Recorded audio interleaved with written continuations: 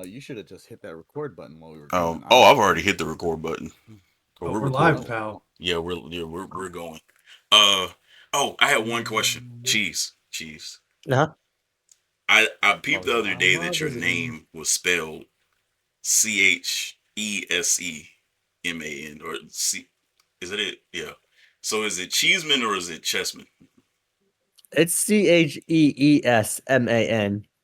That's it. Yeah. So is it Chessman or so I guess it'd be Cheeseman then in that situation. It's still Cheeseman, yeah. Okay, gotcha. Tribal Okay. cheese. All right. I will never question understand about how it. people get Chessman out of that when there's two E's and one S. That's not how you spell chess. Well, That's true. that's true. I had I that also so can't many read times. half I'm like, line, so. where are you getting chess from? I don't This know. ain't no club. Hey, you know? This ain't no club. This ain't no club for chess players. This is the club of people that decide to I'll do be honest. brother jack dropping toe holds. All I'm gonna say is, I didn't know how your name was spelled. I thought it was just spelled Cheeseman. Yeah, I've seen. I like. Yep. You know, that's how it's just Maybe written my down eyes in are my playing stuff. with me, but Everything. sometimes I see I one think E, sometimes I see two. I don't know. I only see two. There's only one Cheeseman. This was a discrepancy that I figured out several years ago, and from that point on, I decided that canonically it's not a discrepancy, and it's always had the other E in there. In my head I've canon, never acknowledged Cheeseman it. is Cheeseman. This is the part of I don't acknowledge the tribal Cheeseman with two E's. I acknowledge the tribal Cheeseman with three E's. You know Did what's we already crazy? say- One Go ahead, time I Cheese. saw somebody spell it as cheese men. So three E's, and it was MEN, and I'm just like, yes, That's the final. multiples. That's the final evolution. Yes, It's like Mousehold. Yeah, I don't know about that. I don't know if I like that. Yeah, I don't either. I sure as hell can't didn't. think I of was like, multiple. where are you getting that? I am not Ghidorah here. That'd be There are bad not for three of my me. mental health. I can't think Speaking of of the idea bad for Bad. your mental cheeses. health, If there was Yeah, three of him, it'd be terrible. man, No this, ladies and No. gentlemen, what were you about to say, Anthony? I was actually about to say, this is the Drop Toe Hold podcast. I'm stealing, yes, I'm it stealing your is. shine, buddy. I'm Oh, stealing now your you shine. can have it. Fuck Yeah, it. You this can is have it, Anthony. buddy. You can call me Chick Kaufman. You decide. What do you want to call me? Al. Think Wait fast. a minute. Al. Wait a minute. No, Wait a don't minute. call Wait a me minute. Al. Hold on. Since we are Al. the four horsemen We of, should have of names wrestling here. podcasting, who is who? I'm the Ric Flair. I already know I'm the Ric Flair. Are you the Ric Flair or is she the Ric Flair? Yeah, no. Who's the Cheeseman is not the oldest? Ric Flair. Cheeseman is the insert fourth member. So Yes, is he? I am Are you random fourth the guy. Dean Malenko or are Kaufman, you the shut Mongo up. You know who you McMichael? are. No, Kaufman. Is he Arn or is Hey. Kaufman Mongo? Well, come on. Yes, he is. I paid a lot of money for that to happen. Oh yeah, I forgot. Yeah, Chris is actually an Okay. honorary horseman. So yeah. He is a horseman officially. Mhm. So then The that only one of the leaves you. podcast. See, you and Cheese are the rotating fourth, third, and fourths. Now, which versions do you want to be? But who in the hell am I supposed to be? You want to be I will Mongo? be happily be should be Mongo Mongo. McMichael. Okay, all right. Oh, I know. Hmm. You got to be Jeff Jarrett. I'm not accepting that. No, I'm protesting. I'm leaving He the was four a horsemen. I'm horseman. turning my back on the four horsemen. Nah, fuck that. You could be Sting, and then we jump you. And you get jumped by Think every about it. group you're in from that point on in your Oh no, career. no. Be Lex. I'll be Lex. I'll take Lex. Fuck it. I'll take Lex. Yeah. I'll take Cheeseman, take who are you, anything Mongo? over this Mongo. card that Cheeseman made over Mongo Yeah, Cheeseman yeah, McMichael made us watch. And it's Oh funny. my God, are we calling him Mongo Cheeseman McMichael from now on? That's what we're calling him. He's Mongo Cheeseman That's now. what I want to call him. Cheeseman Cheese. McMichael. I want to talk to you real quick before Oh, we real get quick, into this. before man. you do that, Darrell, Mhm. the guy who's talking to Cheeseman, that's Darrell. That's Darrell. Darrell Dunham. I don't need to say the rest of it. When I first met him, I did not want to ask him how his name was spelled because there are many ways that you can spell Darrell, but you know, I didn't want Yeah, to. and apparently be 80 rude million like that. ways to say it other than the most obvious way to fucking say it. But Did somebody call you Darrell? Did somebody call you Darrell? Every time I go to get something to eat from fucking somewhere, knew it's it. Darrell. On behalf of Darrell, all white people, I Darrell, sincerely apologize for that. you know, it's you should be. annoying. The guy who on my screen is to my right. again, I'm directionally challenged. The guy, yeah, pointing at himself. Honorary 4 Horsemen. I forgot your name, Christopher Kaufman. No, I'm not Oh, Cheeseman. I am not Cheeseman. I almost said Cheese Man, and then obviously, I mean, come on, it's Patrick. No, it's I take Mongo that. Cheeseman It's McMichael. Mongo Cheeseman McMichael. Exactly. We are. I'm in the four lower third Horsemen. again. Why am I always in the loser quadrant? Man, it's just when you join, man. It's just I don't know. Maybe it's just because I'm the I guess the I don't even know how that fucking works. But yeah, you're in the lower third again for sure. But one day we'll have to switch it up. But it's whenever I you probably earned it being in here this Actually, week. yeah Yes, after you after did. you Better pick this question. damn you're definitely the negative of Better this podcast question. after picking this shit. Who is who of the Spirit Squad? I Shotgun don't- Dolph. I- Shotgun Dolph. I don't sorry. wanna Kenny be- Dykstra, I guess. I don't want to be Well, anybody you're the only one who else. subs for him. You could be Mickey. Can I be Mitch? Which one's Mitch? I don't know, but there was a Mickey, right? There's you I got think so. Mikey, Nikki, Kenny, Johnny, and what's the other one? Mitch. Which one's the one that Mitch. doesn't Mitch. wrestle? That's Yeah, the one I Mitch, want to be. yeah. I want to be the one that doesn't wrestle. I Which was the manager, Darrell? You know. I think they all wrestle, but they just like they kind of freebirded it. I mean, Yeah, they I were mean, tag team honestly. champions, man. Come on, what are you talking about? But yeah, They beat Cheeseman DX. got us. See, I wasn't watching.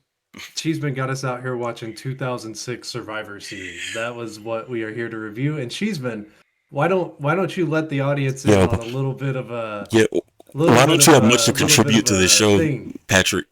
I didn't watch the show. Yeah, yeah, you motherfucker. You Yeah, at I least bet know you what the didn't. card of the show. You asshole. No, he doesn't know. If I I know he get doesn't. more I on would have purpose, given you. don't I send would me have a link pirated to for watch you. it. I mean, I would have found the legal way to give it to you. He I keep did forgetting. ask He to did give I him did credit. ask. Sir. He It did I ask. was in the busy at thread work. earlier. Okay. Because I was legit So we're about gonna to fix send You you will the this. send link. me the link. So We're I gonna made fix these this by me guys saying suffer and I this. get off scot free. Jeez, man. From now on, you're gonna have Daily Motion. Just go to Daily Motion. You have to submit your notes before we gather on the podcast. Exactly. Yeah, Yeah, you we're know gonna what? make you turn your notes. Now we have to watch. Especially when you're doing the damn pay per view. Your notes have to be graded. Pay-per-view. I'm so sorry. I didn't mean to. Look, the first match is a banger of a doozy of a. Oh yeah. Who's in him? It's Uh, well. I First have off, notes. it's the 20th Survivor Series. Man, they really Yes. know how to pack an Yeah, Holy to anniversary. shit, do an it was the anniversary show 20th? for fucking Survivor Yes, Series, it was for the sure. 20th. They made Yeah. a point at the beginning of the show to mention that, and that it's So the the 2005 Royal Rumble Wachovia opened Center with Micki James and Trish Stratus. I'm not gonna do that. I won't do that to you guys. or I Survivor should. Series. Yeah, I should talk about Survivor Series 05, which was a much better 20th than the 20th, a apparently. vastly better show. But we're in the Wachovia Center in Philadelphia, PA. Another reason to stink on it. Oh, Fair. Anthony, go ahead. I know you got something. Yep, he's ready. He's ready. Where is it? There's a lot of things about Jerry Lawler. I'll Daryl, save that I when know he I took comes. a note. Yeah, we have the what would it be? Four-headed but two-bodied commentary team of Michael Cole and Oh, JBL on one Fuck table. Rocky Balboa. That's what I was saying. Yeah. These losers' greatest champion is a fictional character. They're nothing but street scum that evolved into people. Monster goblins. Yeah, There you go. There you go. Yep. And then it says Triple H's facial hair makes him look like the Cowardly Lion. We'll get there. We'll get there. The commentary teams were it was Cole and Bradshaw from SmackDown, and then King and JR from Raw, and then the Spanish commentary team was Cabrera and Savinovich. Hugo son of a bitch. Hugo Savinovich. From now on, I think I want to listen to all of these in Spanish. You would probably have a much more enjoyable time. I would have a much more enjoyable time. I want to listen to Hugo son of a bitch. I'm curious to what Hugo son of a bitch said about Lita in Spanish. I'm very curious compared to what Jerry Lawler was saying. We'll get there too. Just don't Chris, ask you him wanna take about this match? 60-year-old. Yeah, it's Go you know ahead. the intro. We see that we're firmly in the brief era of Rated-RKO. That's the big center point of this show. It's also Mr. Kennedy era. It's showing the rundown package at this point, and I'm immediately like, oh no, oh no, Mr. Kennedy on my screen. This is not good. King Booker comes on to lighten the mood, make you realize it's not all bad. We've got a Team Cena versus Team Big Show. And oh my God, like just every name they keep bringing up in this opening package, I'm like, yay, oh, yay, oh, yay, oh. Like, there's just no consistency here. And right away, we see that in the first match. Traditional, quote unquote, Survivor 4-on-4 Survivor Series variant. I have notes on the first team only. The first team. I don't care about the second team. But can I at least say who they are? Oh yeah, I just want to absolutely. say Go who they are. ahead. Okay. So Ric Flair, all-time great, son of a plumber, Dusty Rhodes. This is a Legends team, right? That's what they were calling Team Legends. Yes. You know, WWE was never good about the name. I fucking hate when they do that shit. Team and then word. Team and then word. Team hell no. Team what the fuck was that terrible one that they Team called? Bad with Sasha. That and one. fucking Beautiful and PCB. Dangerous. Yeah, PCB. Yeah. That was not what that was. I don't know. Ron Simmons, who looked incredible. Yes, He always for O's. did. Yeah. He looked fantastic. Oh, shut up! You don't know. You didn't watch. No, I'm talking about Ron Simmons throughout his entire life. He always looked like Yeah, a but I'm million talking bucks. about this show. No, I'm talking about this show. You're Oh, disqualified. shit. Penalty box. Arn came out. That's what I wanted to talk about. Arn came out. I thought Arn was fighting. I thought Arn was fighting, and then he Darrell, comes out tell with him the the fact that we slacks. learned about Arn Anderson when he retired. How old was he? I think he was like 38 when he retired. Yeah. No, Believe he it or wrote not. he wrote Super this down. young. He was like 37 Did I write it down? in 1996 Oh, you wrote or it. Yeah. 7.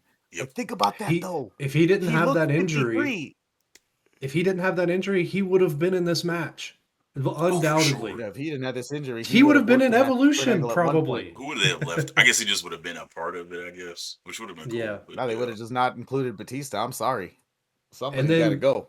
So these four legends are And Sergeant Stolen Valor. That's all.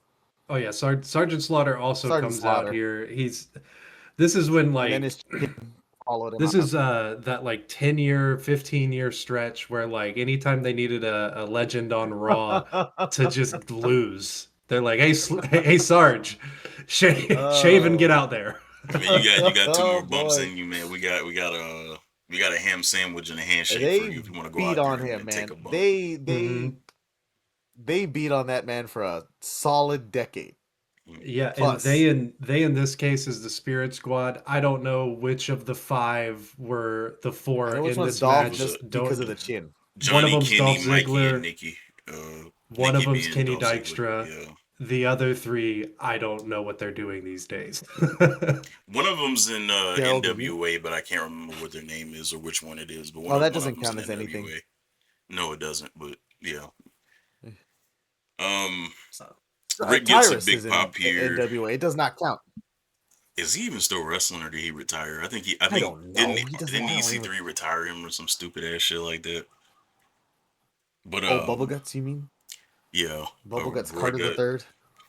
But yeah, Rick gets a big pop. Stolen Valor got no pop. Well, because Dusty he'd got a been pretty like good pop. shuffled out on Raw a million times, to lose. Fair Yeah, point. they were he used to wasn't- him. Yeah. It wasn't really any shock value with him showing up there, I guess. So Ron gets a pretty good pop. It was weird not having JBL on commentary for this match because his tag team partner was right out. The match starts off. I think it's Ron and one of the 4. I can't remember. Start the match off. Ron does his thing. They go to the outside because he tries to escape outside, and Ron's messing with Mitch, who's the one who doesn't wrestle tonight, if I'm not mistaken. And he's taunting Ron, and Arn goes and throws him headfirst into the steel post. So both of them, Ron doesn't hit he misses the 10 count, so he gets thrown out. Mitch gets thrown out because he was messing with Ron. And then Arn gets thrown out because he was enforcing, which is his whole thing of being the enforcer. He was trying to break it up. Yeah, he was trying to stop the person who wasn't wrestling from messing with the wrestler. I don't know how he gets kicked out. Okay. He gets kicked out. In his defense, Mhm.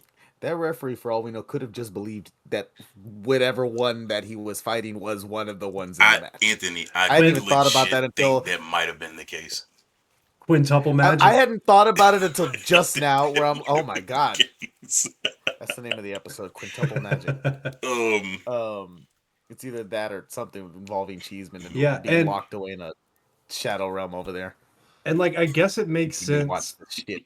on like, if you're not caring about entertainment value at all, it makes sense why Ron Simmons gets DQ'd so fast, because he does get DQ'd as a result of him hitting a manager. The manager didn't even hit him back.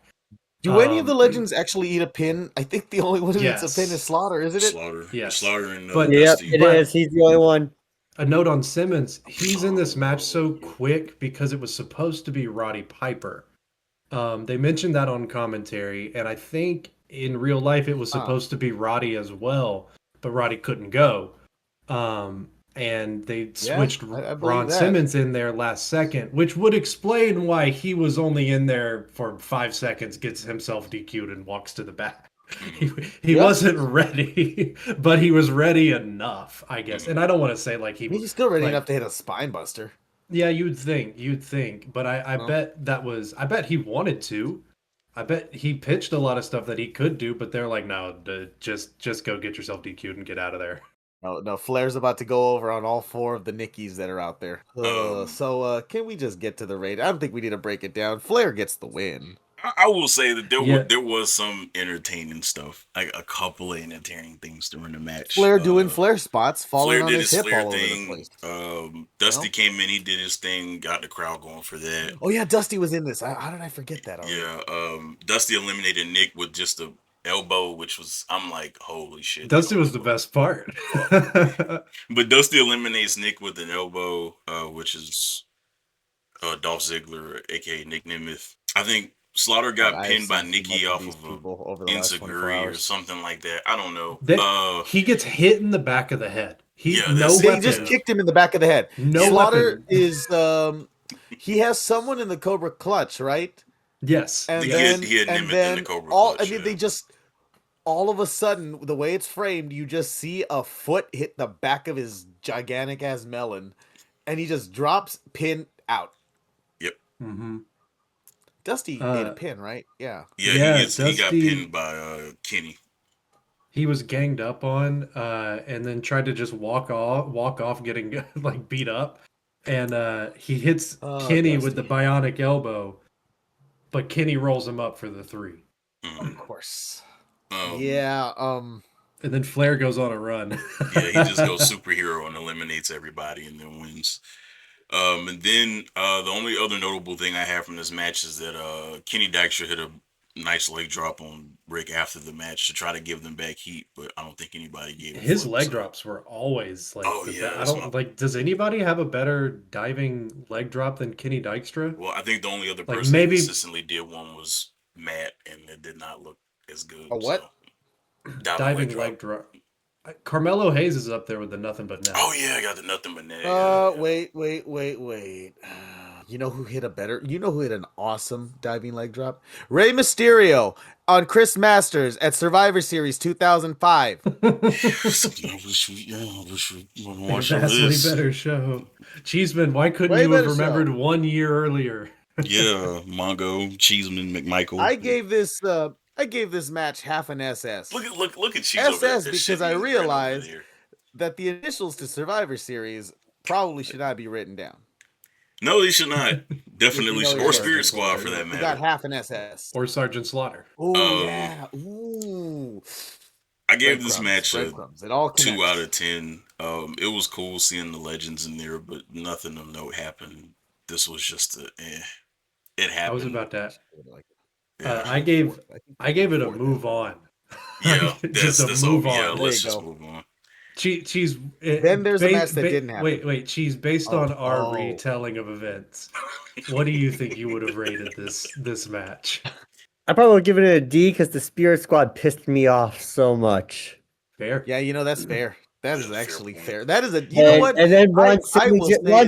I mean, Rick could still go, and he looked good. But Ron Simmons being disqualified that fast, I'm like, come on. At least had the 2 of them. It should have been Rick and Ron at the very end. It should have actually been all of them, except Sergeant Slaughter standing tall at the end. To be honest, It should have been Ron Simmons. Iraqi Never makes a sympathizer. tag. Ron Simmons never tags really should have anybody just in. been Just Ron Simmons just takes the whole 5-0. team takes them all out, and the other three are just like, neat. But I do agree. I do wish JBL would have been on commentary just for that match, just so I could hear him hype up Ron Simmons all night, because the love that man has, the love that those two have for each other is just like absolute friend goals. Also, I just like watching them beat people up. JBL was also he's probably the best commentator at bringing up history within wrestling, and especially during this first time on the microphone, he brings up people's past and like moves past and like how they were originated, and being in this with this Matt Anthony's got something to say. Yeah. JBL was incredible in Survivor Series 2005. Man, he was fucking. He was in Survivor Series. He really was. He was just working up. He was doing setup and cleanup for the elimination tag, and his setup and cleanup was just bounce off the ropes and hit clotheslines. So, I mean, what more do you want? I'll tell you what I didn't want. The match that didn't. We're not. Yep, and we're not going to cover move that. on. So we're just going to. I mean, on. I have notes from it. If you want. Okay, here's the thing. We have Chavo Guerrero in singles action. Yep. So I was gonna review the match. I was gonna be like, okay, whatever. And then the video package for the match played, and I'm like, and the story happened. Fucking not. I'm not doing it. I'm not doing it. I'm not doing it. See, the story was completely inappropriate from the start. Vince McMahon is going all to hell. Cringe He's from a this piece era. of shit. Fuck it's him. Bad. No, absolutely not, man. It's 06, so you know what happened within the Guerrero family a year before that. I took one note. And it is a really rough note, because the rough note says, and this is a JBL special right here on Chris Benoit. Yes, I said the name. He says, "What a rotten example for a human being." Oh yeah, well, JBL. At the end of the match, yeah. Well, JBL.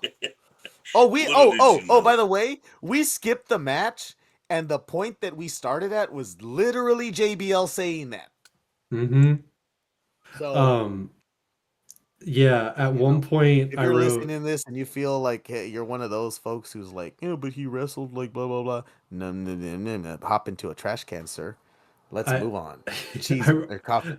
I wrote this note that said, yeah, there's a lot of context here that I am choosing not to go into with Cindy, who was watching with me, regarding the video package and the story that they're showing here. And then I had the note, Benoit's legs are too short and Chavo's legs are too long. And then I gave it 2 stars. Legs. Yeah. It happened. If you want commentary on the match, it was a nothing 06 match. I imagined it would be.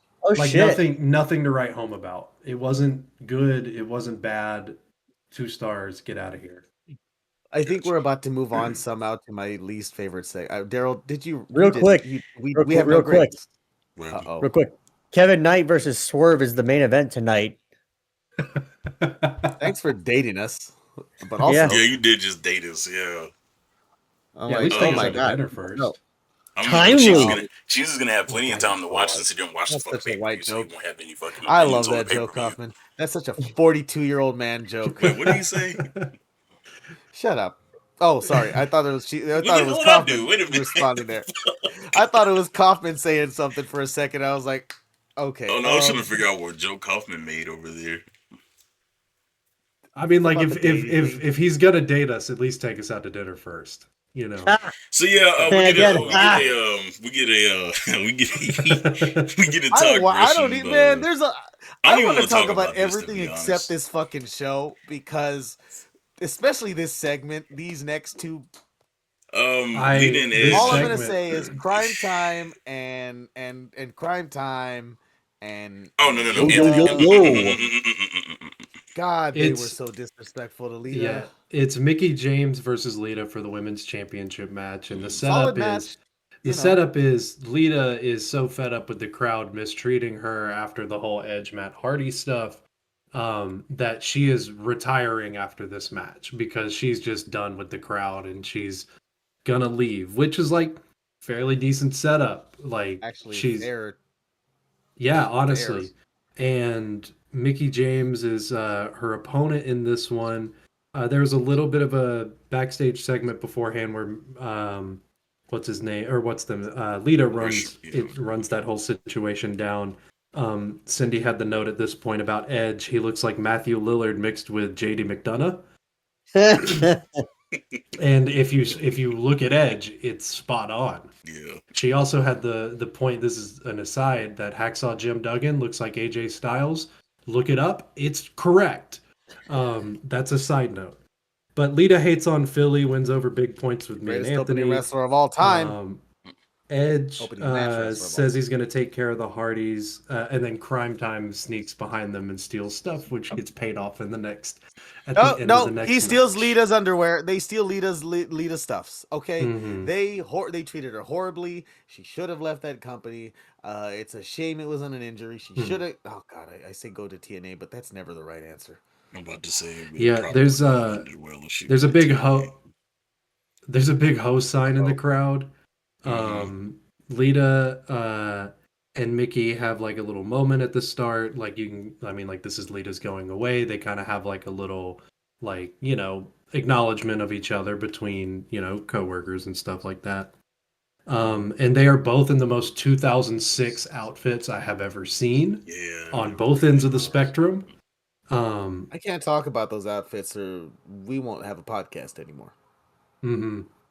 Yeah, it did not look But like a fun time to wrestle in for Micki James. It's like all it did look like flowy. a fun time for them, man. It's this flowy thing that gets all over the place. But Micki does take control early. Lita monkey flips to cut her off and gets mega booed when she takes over. Yeah. Yeah, the crowd is I just want to on make a hating her. note that Jerry the King Lawler. Here's my note on him. Forgive me if you've heard this one before. Jerry Lawler was in court for intimidating a pair of 16-year-olds that he met up with in a motel, like a dirtbag. So, I just want to make sure that we know about that before I go into the fact that he was absolutely nightmarish on commentary. Oh, yeah, he was. Yeah, I had to Yeah. mute the He match. said, I'm like, nah. we did. We watched it muted because it was Well, you guys watched just it muted. the worst. This fucking asshole, man, I'm telling you. We could have Such not an watched asshole, this man. and been fine. Exactly. We We could couldn't have Could talk have about watched Survivor anything Series else. 2005, where surprisingly, Darrell, what did we at one point talk about how good the commentary team was, and there were 6 fucking people. Yep. They were going. I'm like, this is the difference in Because Taz was presentation for shooting on everybody. WWE. In 05 and 06 is like jarring. Like it's Night and day. jarring. Like it's shockingly different. During the match, to piggyback on what Chris was talking about, at some point Lita hits Micki with a nasty knee. She's doing a lot of clinching in this match. A lot of grappling work here, which was weird to see from a Lita match, but obviously she had injury issues at that time. So Lita's hitting her with a lot of like knees and stuff like that. Real quick, this is post when did the injury happen? Like, cause she had like that major injury that kind of also sidelined her. I think it was in 04, but I'm not 100% certain. Because I think she wrestled this year out because she had the match with Trish in Trish's retirement match. No, was Trish's retirement against Lita? No, Trish's retirement match did not come in 2006. When was Did she kind of just silently retire? Yeah, like she like went away, but I can't remember what the last match was. Yeah, I mean, she's back, so like. I mean, yeah, she's back now. Yeah. But I mean, yeah, like I was talking about. But in terms of like at the time, I think wrestling retirement. Yeah, she went away, and then there was that one thing when 2008 when they were in Toronto, and there was that mixed tag match and Cena against Santino and Beth against John Cena and mystery partner, and the mystery partner was Trish, like 2007, 2008. So then I think she retired in 07. I don't blame them, regardless of the year, retiring during this time. Like anybody in the women's division, like this is when everything goes downhill. Like Stephanie McMahon must be somewhere else because she is not. Yeah, she's being the savior that we know she is and always will be. for this women's division. They Daryl, you were right. They must have been suppressing her. No, Darrell was right. She wrestled her last full time match at Unforgiven 2006, so about a month before this. Damn, so they lost Lita and Trish back to back. Shit.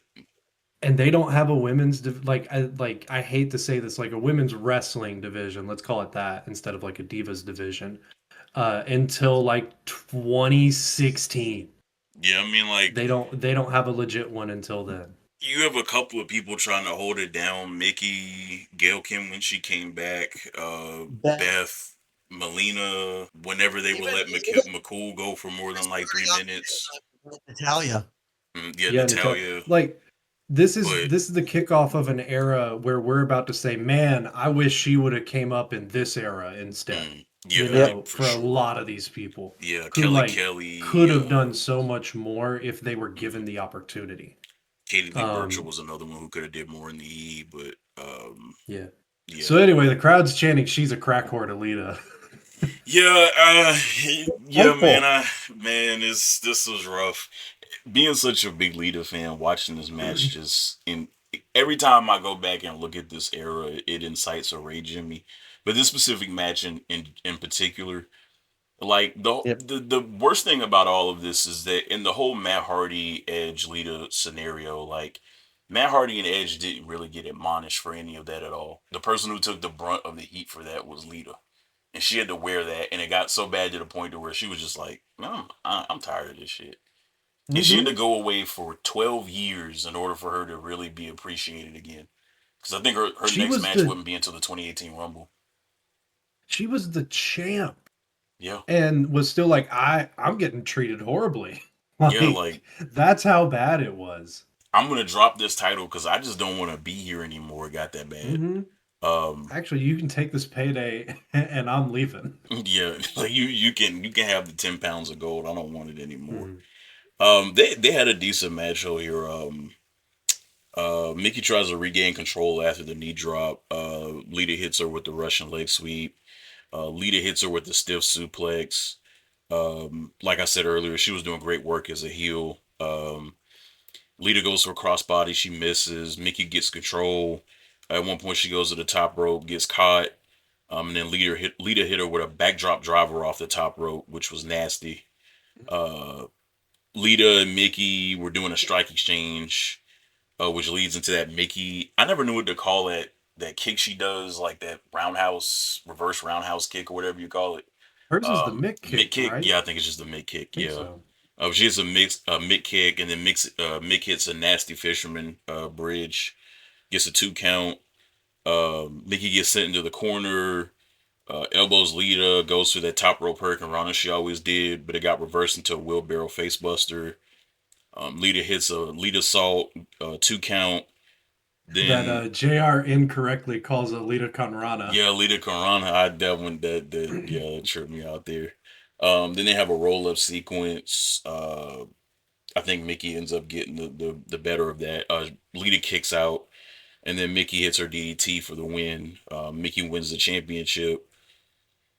And then Lita gets the mic after the match. And I'm not going to get into detail about all of this stuff, but she's basically saying to the crowd, y'all should be respecting me. This is my last match. I'm one of the most decorated women in WWE history. Why don't y'all respect me? And then Crime Time come out and they do their whole stick and they pass out all the stuff they stole from Lita in the locker room. And this was like, I had to turn off the stream for a little bit after this because I'm like, this is absolutely deplorable. This is, first of all, I have opinions on the Crime Time gimmick, and I don't know if this is the right medium to share those thoughts about how I feel about the Crime Time gimmick, but all I will say is that it just felt like a minstrel show, if you know what that is. Yeah. That's all it feels. It just feels like a mockery. Like JTG and Shad, for the majority of their time in the WWE, were a mockery, and it goes to the point to where those two never won the tag team titles, as long as they were there. And as prominent as they were featured on the show, because the only reason why they were there was because Vince saw them as it's a mockery of black people and black culture, and I don't like it. I'm not a fan of it at all. I hate whenever Crime Time comes along because I love JTG and Shad, but long live Shad. But that gimmick was awful, man. But for the match, I gave it a 5.5 out of 10. It was a good match. Lita obviously wasn't moving as quick as she did in her prime at this point. Like I said, she had a few injuries at this point. She needed to take time off anyway. And then just the crowd and the way they were interacting with the match and just the commentary just ruins this match for me. But I give it a 5.5 out of 10. I'm a big Micki fan, big Lita fan, so it was cool to see them in the ring together. But and also the match didn't get as much time as I thought it could have. But yeah, Yeah, the match really never got going to that next level that people always talk about. Enough for it to save anything that happened afterwards for me. That segment afterwards where she's begging for respect and they come out and sell her underwear to the crowd. Um, like literally I have written here the crowd does not care at all in this now. Oh no, I'm not writing this down. yeah, Um, it genuinely made like I was watching that with my girlfriend and she was like, "Can I go to bed?" And I was like, "I'm going to bed." yeah. Like You said like I didn't like I put a pause in it like you did. I waited till the next day to come back to this. Like I needed a complete refresh. It got negative 10 stars for me because of just like everything that happened afterwards. like WWE this time, to me, 06 was really the point where Vince, in my mind, like really just started to just like every bad thought that Vince had in his head, he just ran with it. It's like his booking decisions ever, and Mm-hmm. it just leads to the worst fucking television. In '06, I was watching TNA. I was 8 years old, and I was like, "Fuck this shit." I'm We were watching Impact. I'm on we're Spike. crossing the line. Yeah, I'm crossing the line. You know what I'm saying? I'm watching TNA. I'm watching Jeff Jarrett. Win the NWA World Heavyweight Championship. So yeah. But after that match, we get a Batista segment with Michael Cole. Let's going over the whole saga with Batista having to drop the title because of injury in Philly the year before. Him and Michael Cole have a sit down. Batista doesn't really respond to anything that Mike was saying. Mike was asking him about, Booker T, my bad, King Booker, and the contract and the whole stipulation. Going into the main event, which is a World Heavyweight Championship match between Batista and King Booker, that if King Booker won the match, Batista would no longer be able to challenge for the World Heavyweight Championship ever again. Um, and then Batista says at the end of the promo, because I think Michael Cole asked him about the match and how he thought or how confident he was going into the match, and Batista said, "I'm leaving tonight, World Heavyweight Champion," and that was it. So he walks off. Quick segment. And then we get Team DX, which is Shawn Michaels, Triple H, the Hardy Boys, aka they were calling them Team Extreme at this point, which they weren't doing anything extreme. So why in the fuck did they call them that? And CM Punk gets a pretty good pop here. They're in Philadelphia, of course. ECW was back by this time. And so yeah, he was obviously pretty over. Versus Team Rated-RKO, which is Edge, Randy, Greg Helms, Johnny Nitro, aka John Morrison, and Mike Knox. Um, I every Wonder who's gonna win. yeah, like man, this the way they booked this. I'm not even gonna break this match down because there were some good spots. I just want to talk about the way they booked the heels in this match. They made Randy and Edge, of course, Mike Knox. Nobody cares about fucking Mike Knox. Morrison, he got his shit in, but he gets eliminated pretty quickly. Helms he goes pretty deep, decently deep into the match, where he gets eliminated. None of the faces get eliminated in this match, and I'm just thinking to myself, what in the hell are we doing with the booking of this match? And if you want to say, okay, we don't want Helms, Nitro, and Knox eliminating anybody, fine. Which not having Nitro and Knox eliminating anybody, just buried ECW. But regardless, if you don't want them eliminating anybody, then fine. Why in the hell did Randy and Edge not get a single elimination? You could have got rid of Matt. Sean could have went home. Something. I don't know.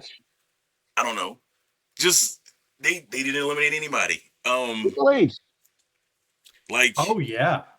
Randy, who won, if you want to talk about Survivor Series 2005 again, won the damn match the year before. And, this year he runs off. and then he gets jumped. Him and Edge get jumped at the end of the match. Everybody finisher spams them, and they win the match, and that was pretty much it. So this was somebody's universe mode, and Rated RKO accidentally won the tag belts in that universe mode, and this was the GM's punishment. So they put Rated RKO with a bunch of scrubs and made them fight 06DX. And the Hardy Boys are there too, along with CM Punk. I mean, just 06DX, like, you're losing. Sorry, yeah, for sure. Oh, for sure. You're losing, and nobody's having fun. Because is 06DX the worst version of them? No, 08 for sure. No, when the they came back third together in iteration 08. was with Hornswoggle. So like Hornswoggle. 0809, Yeah. objectively, yes, the worst. But it's so bad that you can laugh at how bad it is. 06 is just boring. 06 was them just burying every tag team, and then The facing Spirit Shane Squad. and Vince was it. That was pretty much it. And this is just, I have no opinions. I'm gonna just be honest with you. I didn't like it. I gave it a 1 out of 10. This happened. It was cool seeing. It was funny when they had that little moment at the beginning whenever Punk and Triple H were doing the Are You Ready thing, because Triple H like grabbed him by the shoulder and was like, "Hey, this is the future of ECW," and all the thing. It's just funny thinking about it now. But other than that, I'm just like, He says on fire for the Mhm. first time, I guess. Yep. I don't know if that's the first time canonically, but Mhm. WWE is on fire. He drops an on fire in this opening promo. Yeah, I was waiting for him to hit a global localization line Yeah. in the promo, but yeah, this match happened. I gave it a 1 out of 10. I don't care. I really didn't pay attention to it because there was nothing there of substance to talk about for me. But anything, I'm not even gonna bother grading it. I don't blame you, Yeah. Chris. Also, I had technical s- difficulties and my laptop died. So hi. Hello. Now from a different setup, from remote location. I'm gonna. The only notes that I have from this match, I'll do the fun notes, the nothing to do with the match, because the match was nothing. Let's see here. Jeff coming out with the 99 Road Dog hair. Gregory Helms is the most CAW of CAWs. Let's see here. There was a side effect in this match, so it automatically gets +1 star. Let's see. Crowd got up for the Anaconda Vice whenever Punk locked that in. Punk was also like Punk is also he's getting chants. He's getting 06 CM Punk chants. WWE's historians would like you to ignore this. Let's see here. Anything else interesting happening other than just writing down what happened in this relatively match? Bring up. No, I gave it 2.5 stars because I felt like there was a little bit there more than just match happened, and then it gets the +1 for the side effect, so it's 3.5 stars for me. Let me put it like this with my match rating. I don't think it was a terrible match. I just hate the way that it was booked so much that I'm just completely against the concept of this match. You could have gave the heels something. There's a way to make a Survivor Series elimination style match interesting, and I feel like WWE did none of that. Not only in this match, but in all of them. And then I think for me, after the Lita match, I was just so pissed off that when I saw this, I'm like, okay, man, let's get to the next fucking thing. So I think that's where my low rating comes in at. But by the way, if you're a Shawn Michaels completionist and you're trying to watch everything, you can skip this. He does nothing in this match. Yeah, other than he's like one sweet chin. Sweet chin music's 2 or 3 times. That's it. Yeah, Nothing plancha. Him and Jeff did like a cool little double plancha spot where he kind of flailed over the top. He poses with Melina, and Melina thinks it's Johnny Nitro. Yeah, that's it. That's with if you've ever seen that GIF before, that's where that comes from, or that reaction video. That's where that comes from. So, but yeah, we can move on to the next thing, which to me isn't really much better. But hey, whatever. All right, finally, okay. I have a lot to fucking say, and I have not been able to fucking say it because this goddamn situation here. But fuck this match. Just fuck this match. I'm not gonna be as generous so as you happy guys about fuck this match. Goddamn match. How I wasn't generous. I gave it a 1 out of damn 10. It was booked so terribly. Like the people who should have gotten shit in did not get shit in. Nope. Like what? Why? Cause man, Matt Hardy doing most of the work in this match. Like, wasn't it Matt and Punk? So, Matt Hardy's hips have been stiff for 37 years. 34 years. That's how long he's been wrestling. Punk and Triple H are the same person. They just are, one of them is a fucking conservative, another one is a neoliberal. Okay, that's the only fucking difference. One sucks at the teat of a very unhealthy orange bastard, and the other one, he's not above taking Saudi money, but he's also, against genocide. So, same person, different coins, or whatever the fuck it is.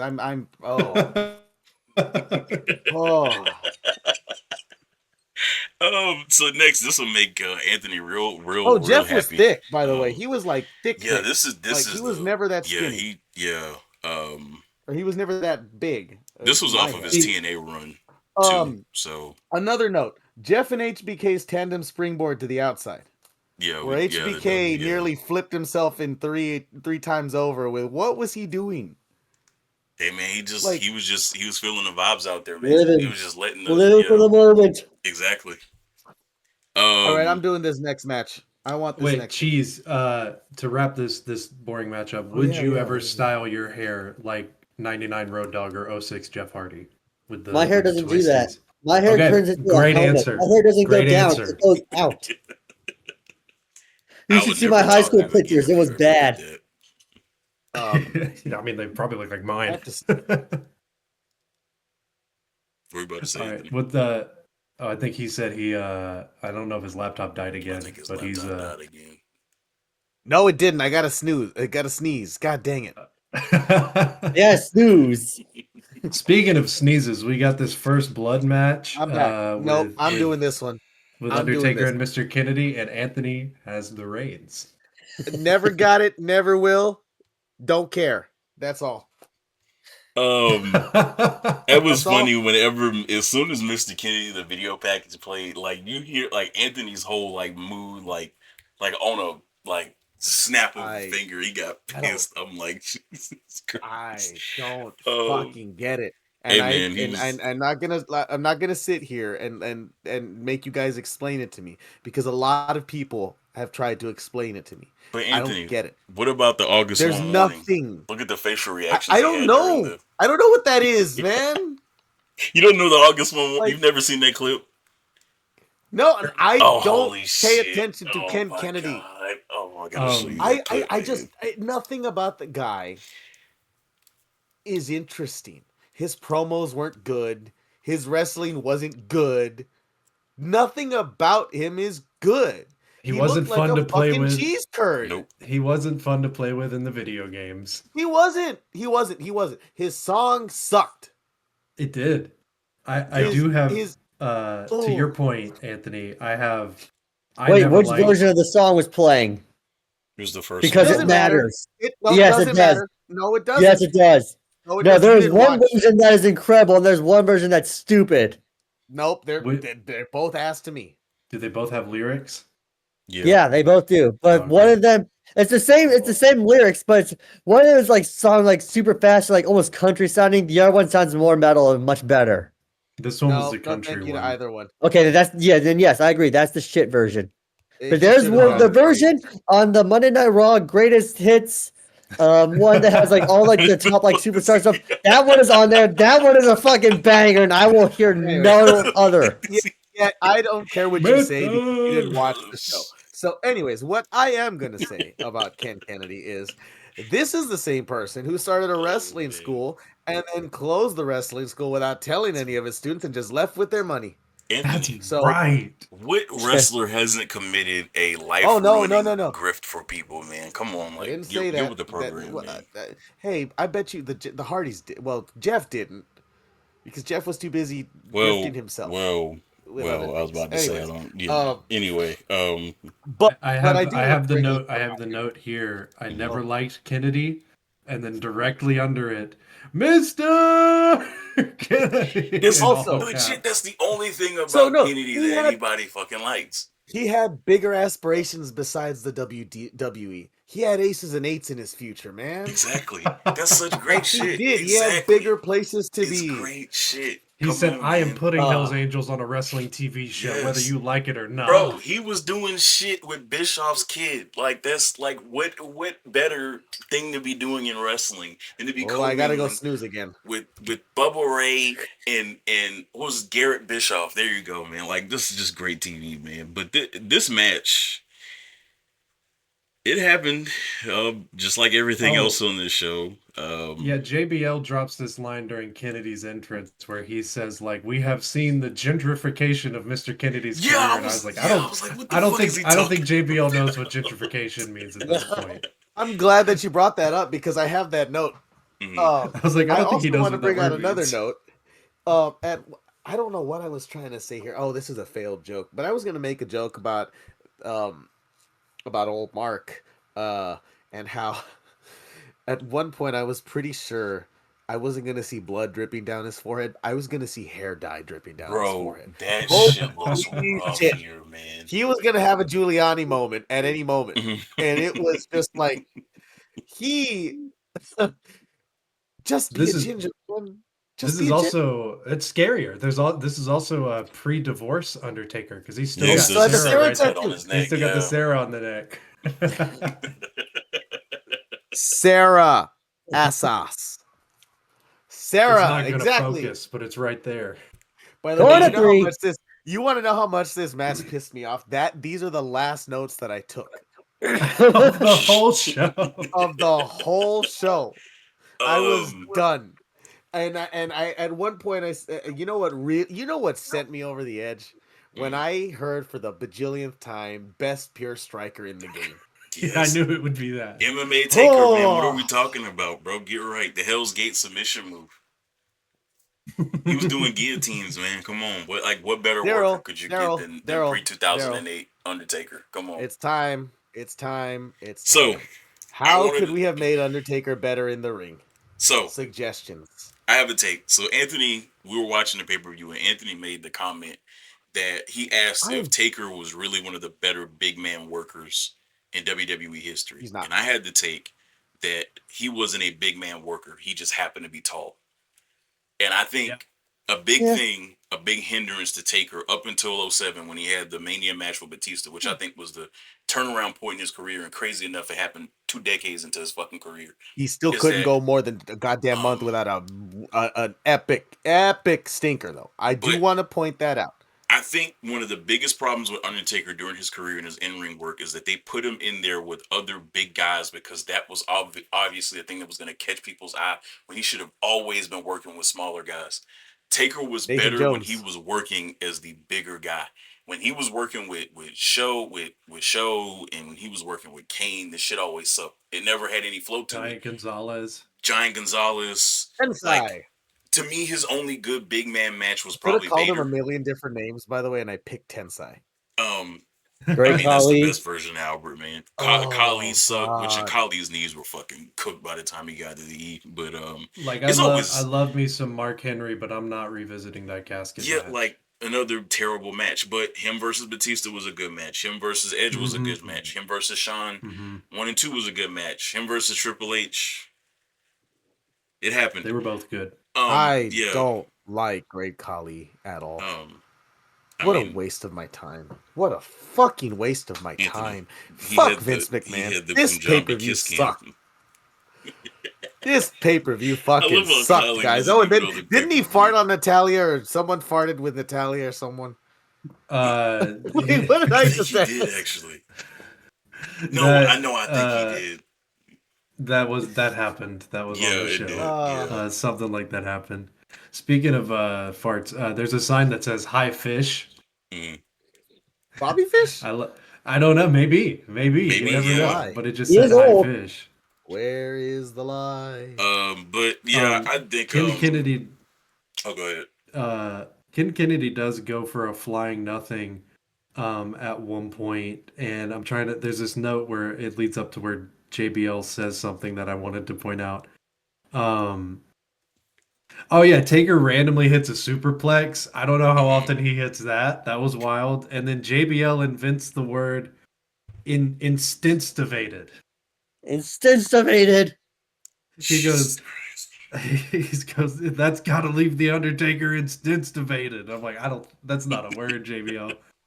And then JBL's What's loose he saying, grasp though? of the English language then transfers over to Michael Cole and to me apparently, as Michael Cole calls it a sternbuckle.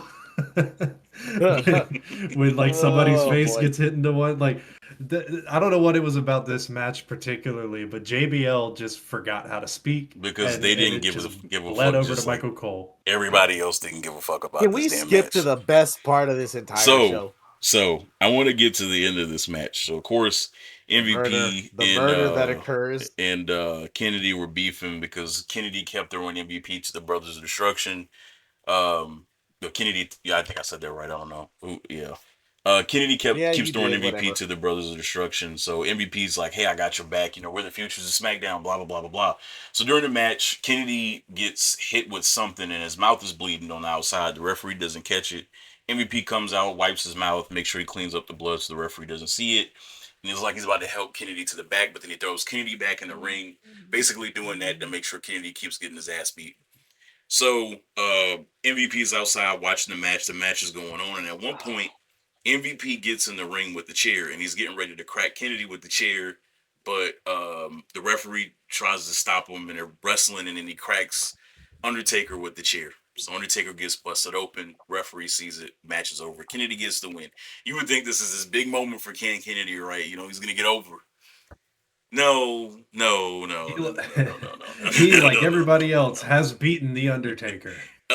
Undertaker says, "Oh yeah, I'm gonna give you the win, kid, but I'm gonna get my fucking heat because this is the 20th anniversary of Survivor Series. This is the pay-per-view I debuted on, and you're gonna get fucked up." And he starts fucking Ken Kennedy up. I'm gonna let you shoot on this. He obliterated a fucking chair over Ken Kennedy's skull. I mean, the chair was just absolutely in shambles. Like, it was awesome. Instinctivated. It was instinctivated. You didn't watch shit. Yeah, I mean, he did it was instinctivated. Yeah, instinctivated wasn't. him. Yeah, with Dude. that No, chair it was shot. gentrified, guys. He gentrified his head. He did introduce some Chair. gentrification. Like that, he cracked him with that. Like I was like- in the middle of writing 0 stars for this match, and then I gave it a 1/4 star for that headshot. So, did you also? It was so crazy that the crowd gasped. Yes. Like, you heard the Yeah, entire like, what crowd the fuck, gasp man? and respond to it because they were like, "What did this man do to you, Mark? That He Hey, existed. you And gotta he didn't think he admit, should have he been over. existed, and that's all I needed." it had to have made you a little bit more of an Undertaker fan after seeing him brain Ken Kennedy like that. Yes. But he absolutely just. You want to talk about taking liberties with another man's skull? Oh, he was shooting. Did he? He was when he was punching, when he took his gloves off and he punched him in the fucking head after he hit the tombstone. Hey, I'm like, bro, what the fuck did this man You know what do I'm to gonna you, say? man? Kaufman, why? Tell him why he was able to do that with his fists. Oh no, I'm being set up for a joke I'm not prepared for. Powers of the Come Darkness. on, you're close enough. He's the best pure striker in the He's game. the best pure striker. I gave this match a 2 out of 10. It's like Back to Mark Calloway post-match and stuff. Darrell. Something that we should add to him being about Undertaker and why he wasn't. Man has a lot of stinkers. Okay, I'm gonna say this like a record amount of stinkers. But part of it is also because he really wanted to be an MMA guy, and he was not an MMA guy. Here's my issue with Undertaker: the gimmick. Should have wrestled like Boss Man. He should have never brought that gimmick back. For the Randy feud, cool. After the Randy feud, he should have got rid of it. That gimmick went on way too long. I think that gimmick, what you're telling me, negatively affected is his that wrestling 05 style. is where it should have ended. It should have ended in 05. Yes, it should have ended after Mania 20. All making sense. 20, 21. I can't remember the year. Either way, it should have ended there. 20 was when he brought it back in 04. Yeah, 20. So yeah, 21, and that was against Kane. Yeah, 21 Randy match should have been a wrap on that. 15 fucking minute Druid entrance, also that I could see Mark Calloway with like AJ Styles levels of mom cut and dyed black with a ridiculous hat against that freak Glenn Jacobs, you know. And beat him in like, what was it, like 3 minutes or something like that? It was like Yeah, a it was quick. no, I Yeah. think it was like a 5-minute match, but it was still quick. It was on the same card as Goldberg and Brock. Yeah, such a great. And I can't wait to review that during Mania season. Speaking of Kane, he's in this next match. Yeah, back to back. He was Brothers of also at Survivor Destruction. Series 05. I just want to say that again. this is MVP team. Oh, go ahead. MVP is all over this like hour of the show. He is Yeah. everywhere for It like is- an hour. I had a note about this in the last match during the backstage segment with him and Kennedy, because at that time Kennedy and MVP were supposed to be the future of SmackDown. Neither of those guys won a world title or even got close to one. I guess Kennedy technically did, but he got hurt before he was able to cash in. But like MVP stayed around for a while. You know, he was in and out of the company. But Kennedy made the man, mistake of backdropping Randy Orton. Okay, that's what he dropped him too stiff or whatever the fuck. In a did. Denver Nuggets Randy's like- jersey. Yeah. I remember that match like it was fucking Bro, yesterday. now I hate it. Bro got fired in a Kenneth Fareed jersey. Yeah, he got fired in a fucking Aaron Aflalo jersey. Randy Orton's wearing the Steve Blake, and he's not the one getting fired. But What a time! John Cena's in the Chris Kamen jersey. Everyone's having a bad time. You get MVP, Tess, Finley, Show, and Umaga. Tess looks fucking insane here. Every time I see this version of Tess, like I forgot about this match. He shrunk from 2002 to 06. He shrunk. That is not the same fucking. They should have ended this pay-per-view with Kennedy's head being obliterated. That's what they should have just gone off the air. Well, I mean, the next two forever. matches don't really. They should have gone off the air forever. Save like me they a lot should of have trouble. just stopped existing. But yeah, Tess looks he is the roid back and all. When he walks down the ramp, you see the pimples on the back. I'm like, Jesus Christ, man. He looks rough, and his theme is even worse. He had Jinder back. Yeah. Which Big is what Show, it's officially called. That is what roid back looks like in wrestling. It is Jinder back. It is, oh boy. And like he looked unhealthy. That song he was coming out to, compared to the OG Jim Johnson Test didn't he, with Jim Johnson in the background. This one he comes out to here made me want to turn the show off again. Oh, yeah, this is also a Jim Johnson song, mind you. Yeah, but this is the thing where, hey, we're gonna stop giving a fuck about this guy. They gave this guy this theme. I would say I think it was like in 02, 03 when he started the feud with Scott Steiner when it was around that era when he got this theme, and he kept this theme until the end. Me and Anthony found a video of like test entrances from 98 until 07. It's and fucking crazy. It's the evolution of man all rolled into one video. Going into 02, and then it just dies. Like it's after 02. Oh yeah, and it's yeah. over, he was getting big reactions, and you know how many of those times we saw him come out with an Intercontinental belt around his waist? A lot. Like a lot, often, or like a European one. Yeah. Yeah. Well, he was strapped up all the time. Like he was strapped up. He was over that running boot, man. I mean, come on.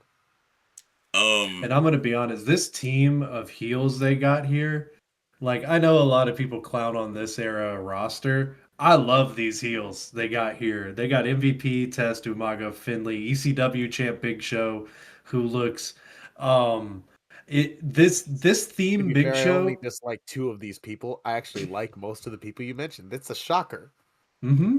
This theme Big Show with hair made me mad.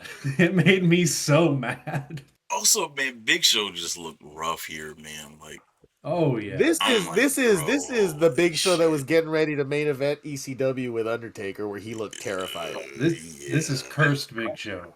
This is the Big Show that Taker told to go back home and lose some weight. This is after all the LVW stuff. Your ass is too big. Go home. I think this was before because I think he came back in 08, didn't he? No, because he had the sumo match. Yeah. It was in 08 when he came back and he had the match with fucking Floyd Mayweather at Mania at WrestleMania. Yeah, that's 24. Not Akibono. Yeah, no, not that one. God. This is another match where you got it. Oh no, you go ahead. I was gonna say Finn. Meanwhile, to juxtapose Finley's theme, incredible. Oh yeah, for sure. You know what I mentioned to Darrell earlier when we were watching Survivor Series 2005? It is crazy to me that Finley, this deep in his career, was featured so prominently.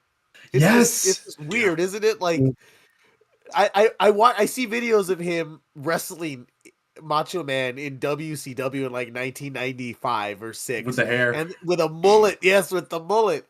And then you see him now. I mean, to be fair, he hasn't aged for the last 15 years, but you see him in 2006 and you're like, they really had this guy in like big storylines and just featured all the time, multiple times. Good man, obviously. I don't know why he wasn't like a 12-time Intercontinental Champion. Like that dude would have been my Miz, but a good Miz. He's a great opener wrestler. He would have been the Miz, but good. Yeah, great mid-carder. He also always looks like he's naked despite being fully clothed every time. Like I understand what you mean. Somehow still looks naked. I understand what you mean. It's weird, but I get this. And like what I deduced it to, because usually when that happens, I'm thinking of Cody Rhodes without the knee pads. It's usually because of the knee pads thing. He's got knee pads. Like it's the elbow pads. Maybe it's because he lacks elbow pads and he's got the singlet and the chest. Yep. But dude looks naked, and he's got all the clothes on to fit the qualifications of not naked. Another point I had. Also, I take back that it's not. I you know, like. The Hornswoggle stuff and the Shillelagh stuff, and it's like you think tremendous packaging. Like it is. I just tremendous is a word. Goddamn crazy. Sure. It is crazy. Let's not talk about his package too much though. In this match, oh my god, John in this match looked crazy. Like I know John usually looks stiff. I don't know if he had an injury going into this match or what, but John looks like. I know, Darrell. I'll tell you what it was. It looked goofy, and I'm like, I'm gonna tell you what it was.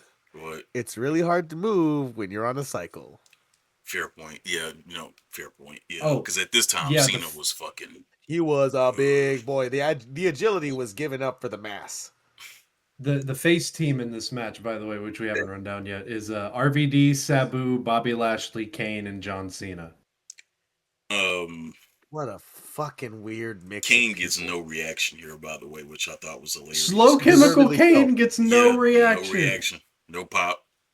Nobody cares. Just shows you how bad he was beat down at this point. Kane was pretty much done by 06 in terms of popularity. He's also on the good guy team, and commentary is like, he's one of the most sick and twisted and demonic people we've ever had. And he's over here wrestling with John Cena and babyface Bobby Lashley. What's funny is like his Team Hell No, his Danielson shit is still like a few years down the line. Yeah, a lot of years down the line. He had a lot of hey. I wasn't like the rest of these other fools who was watching it. I was doing other things. I was being a fun teenager. I was having a life.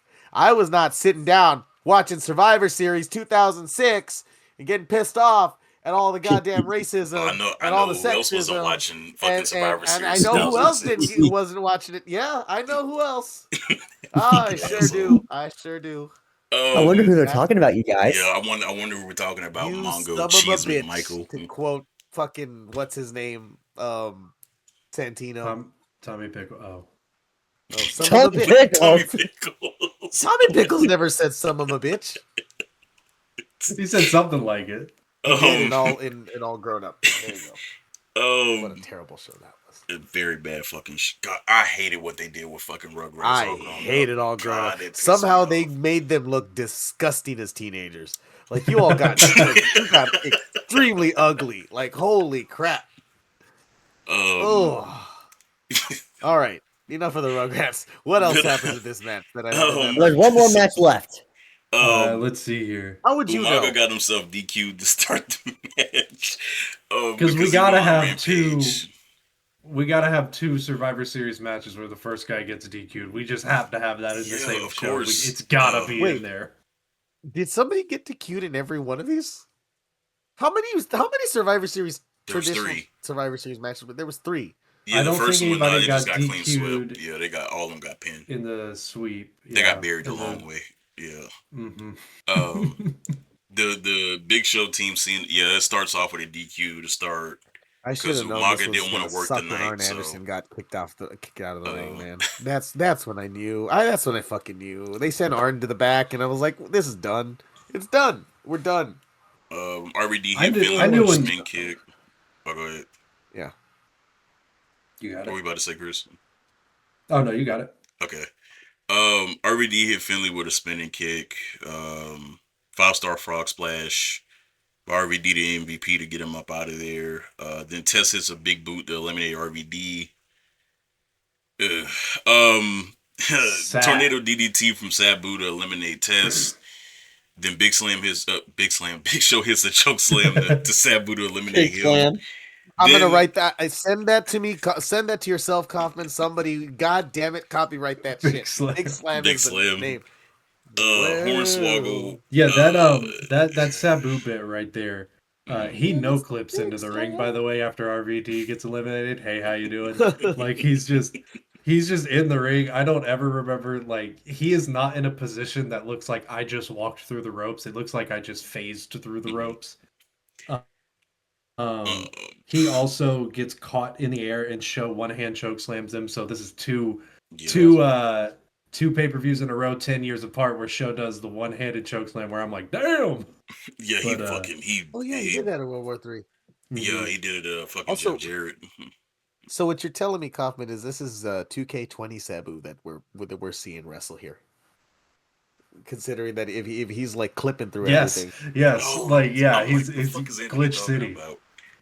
Think about it. The worst game of all time that you guys bought and I didn't. I didn't buy it. You didn't either. I got it on sale for $2 on the PlayStation store. Excuses. I felt like I wasted my fucking money. I felt like I wasted my money. $2 on sale. $2K19 was so good that I'm like, I'm gonna wait for 20 to go on sale because I've got a feeling about this one. And then the early returns came back, or like the early reviews came in, and everybody's like, "This is glitchy as hell." I'm like, I'm going to be playing 2K19 for the next 3 years. And we did. Better, mind you. 2K20 never got better ever, not even a little bit. They tried to patch it like 80 million times, and nothing ever. Every time they fixed something, they broke something else astronomically. Well, the patch was, I mean. Yeah. It was so bad they had to sit down and try again. Like they said, all right, there's no 2K21. We're gonna release this Battleground game that like none of y'all are gonna play or buy, but we gotta get something out there. God, what an awful game that was! And then they come back with 2K22, and you have the building blocks to a fairly decent wrestling game. Like it's in a decent spot now. Yeah.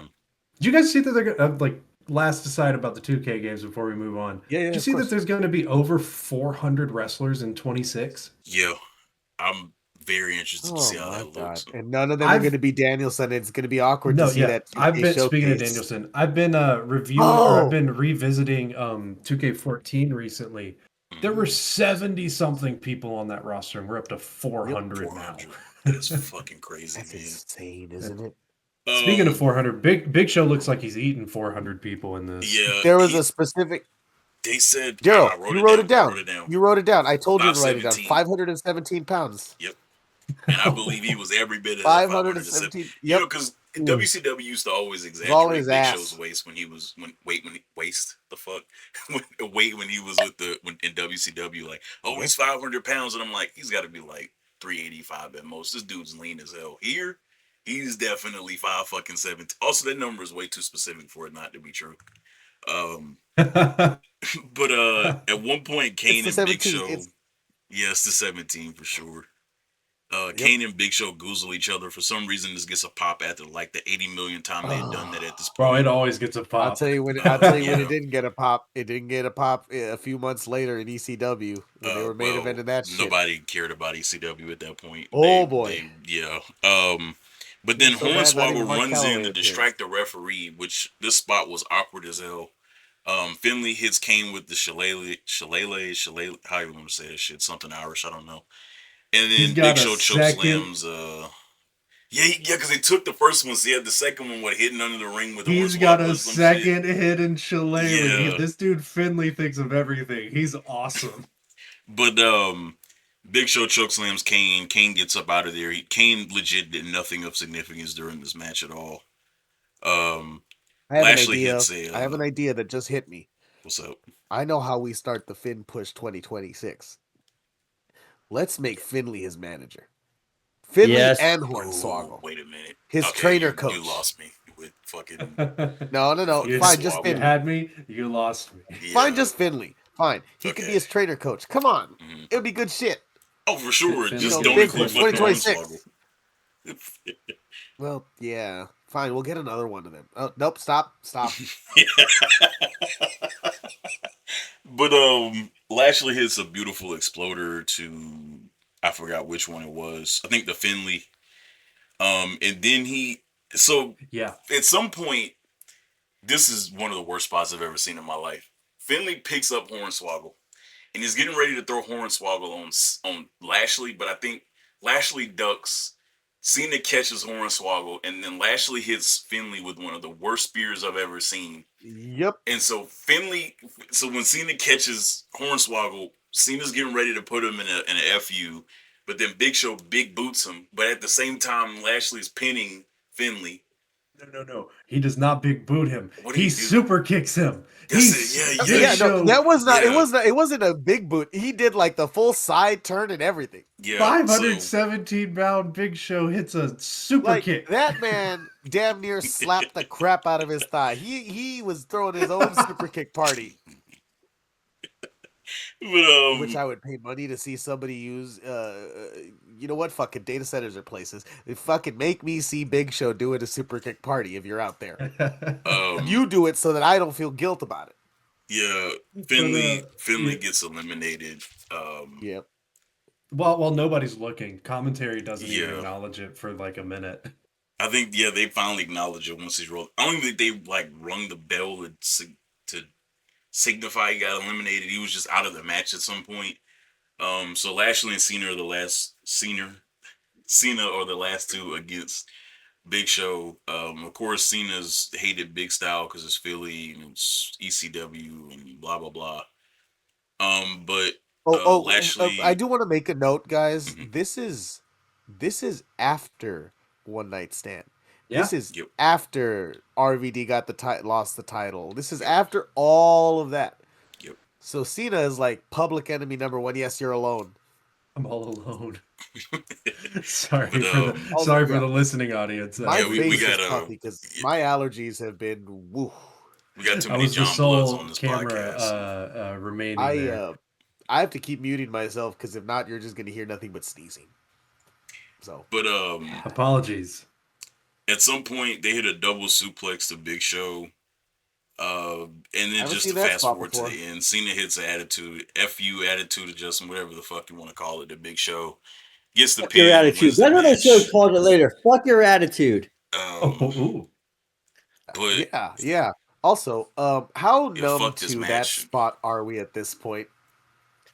To Big Show being lifted by people, to people that size being lifted by smaller men. If it's John Cena, I'm like, yeah. I mean, John's gonna get him up. Like, but if it's if it's other people that don't normally do it, I'm here for it. Who did it recently that I'm trying to think of? Wait. It wasn't Jordan Grace. Somebody did it to. I want to say. Oh no! It was. I know what it was. No, I know what it was. Phoenix in the Rumble. Yep. Exactly. Beth Phoenix in the Rumble with Naya, that was good because hey.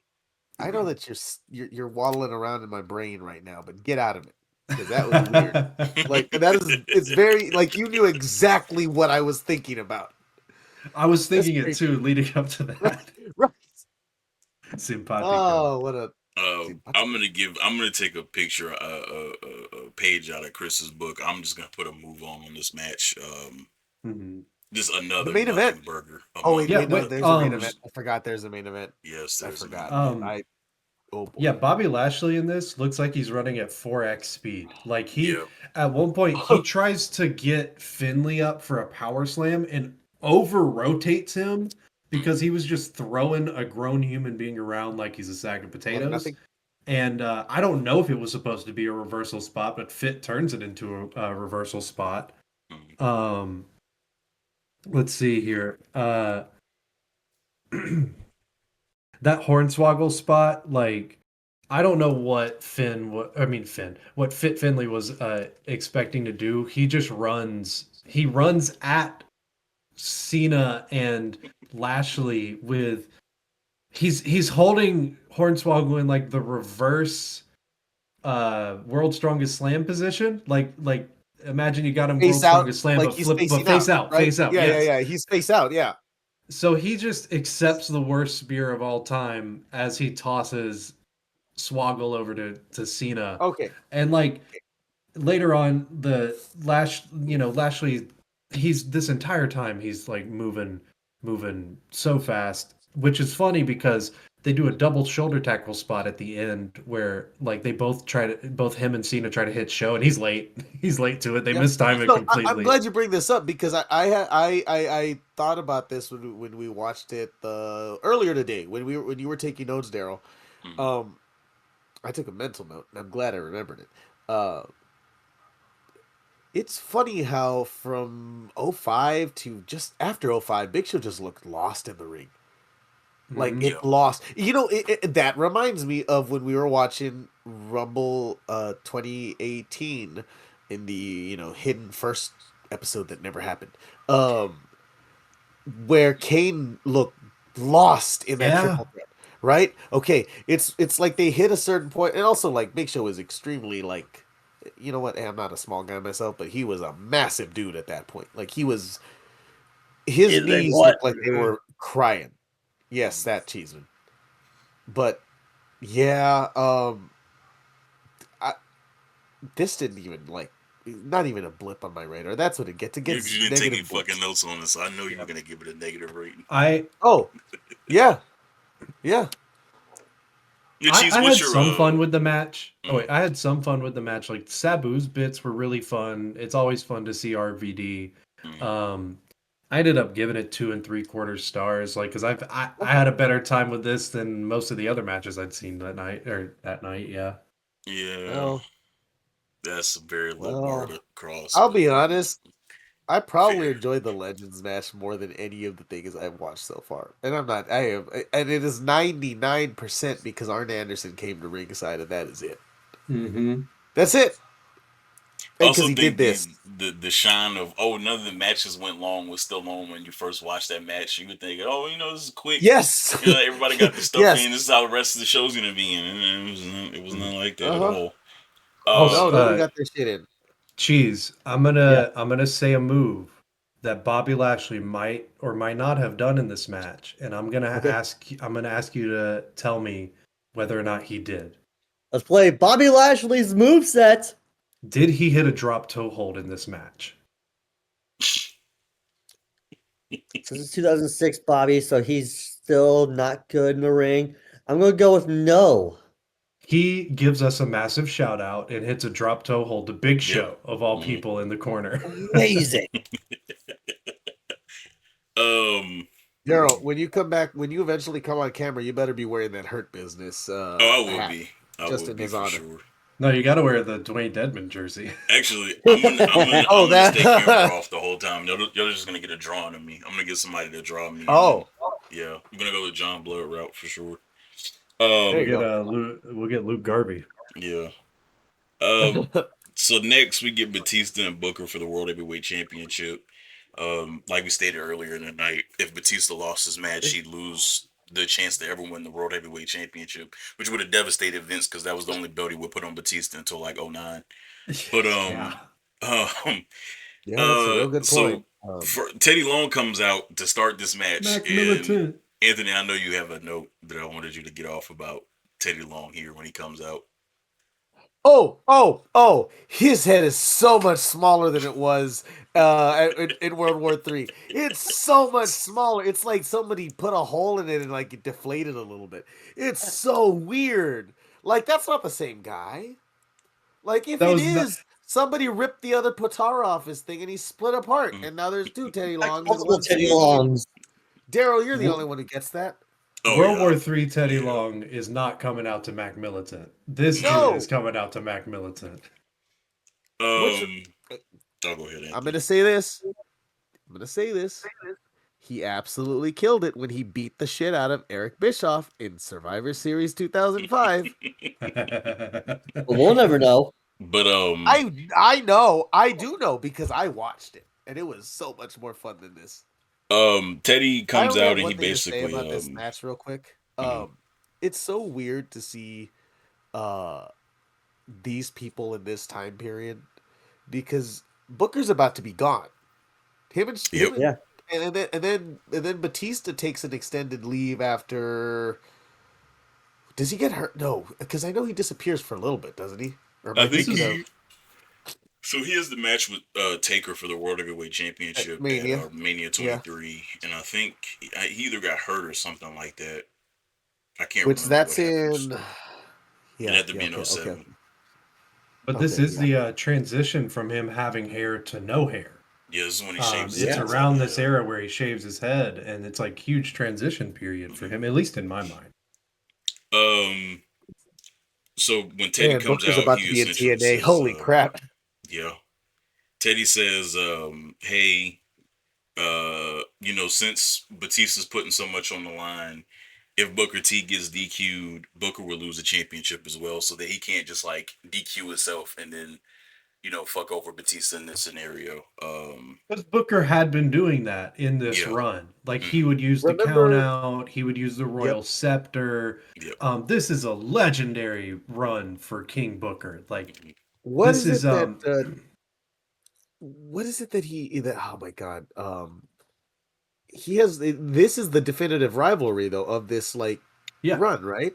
Like the Batista Booker T, the Batista rivalry with Booker T is what a lot of people remember from this era, which is it's a shame because it's the ending rivalry of Booker T's run. But like when you're a chicken shit heel, like you don't get a lot of your matches remembered because it's always ending with a finish that sends the fans home disappointed. But that's the point. Usually, yeah. But the beauty of King Booker's run was the segments and him talking in this accent and being ridiculous, over the top, introducing Sharmell as Queen Sharmell and like the Pinky. Oh yeah, everything. And just hearing this theme when it comes out, and I know he comes out second, but hearing this theme just immediately warped me back in time to a point in my childhood in which one of my friends is trying to tell me his favorite wrestling themes. And like, it's 2008-ish, 2007. We don't exactly have the internet in rural Georgia. We won't get that for another like 10 years at that point. So we don't just have Spotify or YouTube to look up videos or look up videos or tracks of the song. So we use the video games to listen to the entrances sometimes. And he kept swearing up and down that Booker T has like a top 5, top 3 entrance theme, and I'm like, okay, I'm excited to hear this. And it's like whatever SmackDown versus Raw that has King Booker, and this comes on, and I'm like, dog, I can't trust you on any music opinions from here on out. Yeah, it's 07, 08. It has this one in it. I'm just every time I hear this theme, it pisses me off because Booker does that entrance when he's as King Booker, where he's walking to the ring slow, and so it's just the same thing on repeat over. It's when he does the little pose where he pumps the arm up, down, and then he does the little pinky, and then he just takes forever to walk. Yeah, it's a 15-second loop. I don't know if that's the exact timing. Yes, but there is nothing different in the song except for this first little da da da da, like this little run. And then it settles, and then it repeats. It's like, it's got to be 15, 20 seconds. Yep. And then it just repeats the whole thing. And Batista gets tired of it because he's like, I just came out here with the best entrance possible. Like, I paused the show and said, hey, Did Cindy, they I know you're time the about to go to fireworks bed. correctly to Yeah, his they timed the pose? fireworks right this time too. Mhm. Yeah. Yep, there you go, perfect. I was like, hey, I know you're about to go to bed. I need you to watch this entrance because it is the Dave Batista machine gun entrance. And she's like, you know what? I'm glad you actually showed me that. That was awesome. So this match, was weird because to me it never. It's another match that never really kicked into that second gear. Um, Batista goes this was a after Booker to SmackDown main start the event, match. Yeah, a it really was. 2006 SmackDown This main was event. just weekly television on a pay per view. This is all the show was. The whole show. Yeah, Batista gets tired of hearing that same loop, so Yeah. he hot starts and jumps out to the ramp. Goes out there, beats Booker's ass, gets him in the ring.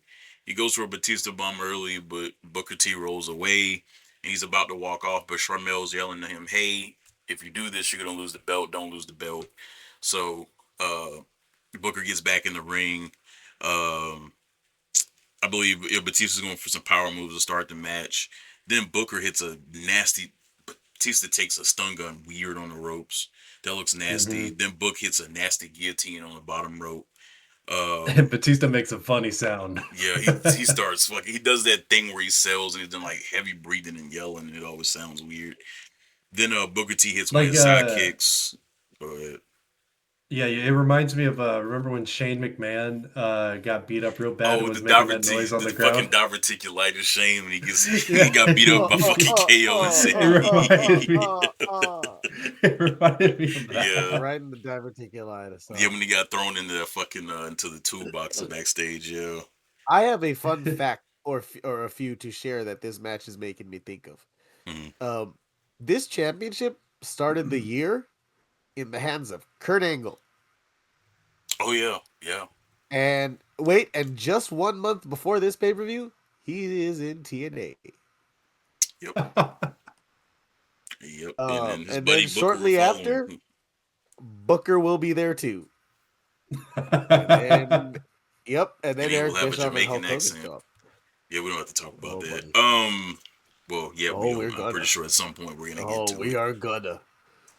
Brother. Sharmell screams King Booker really loud at this point, the and it's so work she funny. was doing. Yeah, Sharmell's great at ringside because she's just she's such a good like presence around the ring. Like she doesn't overdo it. Like she reminds you of like an old school women's manager. It's got to be awesome to be it's Booker fucking T. Sherry.